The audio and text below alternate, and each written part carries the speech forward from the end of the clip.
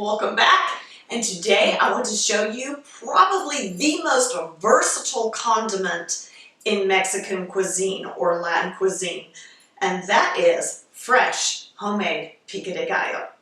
All right, we're going to jump right in with our bunch of fresh, very well washed cilantro, and then you want to lay them out on a clean towel to absorb a lot of that moisture.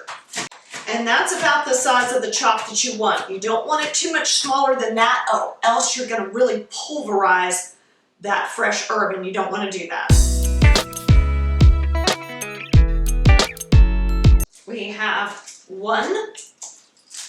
You can use just a yellow onion if you want to, but the white onions, the flavor of the white onions just works really nicely for this.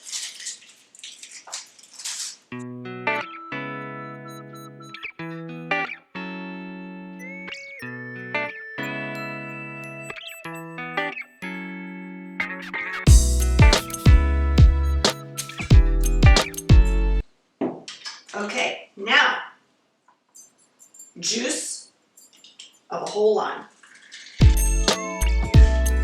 Okay. Then, a little bit of salt. Not a lot, just a little bit, because none of that is salt. Tomato. We want our tomato to be about bite size on the chunks, okay?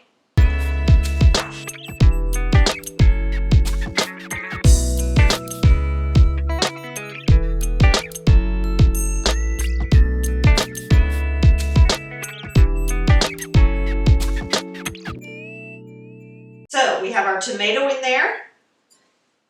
So we're ready to just give this a quick little toss. And that is just a very traditional, very simple pico de gallo. You can do this, like I said, you can serve this with anything, you guys, absolutely anything. This is probably, if I had to pick a favorite salsa, this is probably my favorite one. It's just a very, very simple, straightforward pico de gallo. It's wonderful with chips. Look at that. And see, because we chopped everything about the same size, it all fits on the chip really well. All right, I'm going to give this a taste test, you guys, because I can't wait. Mouth watering.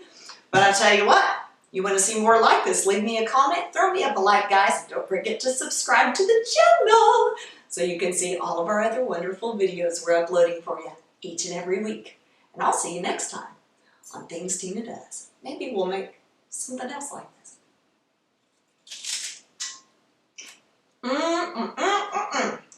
So fresh. Yum, yum, yum. Hard to beat.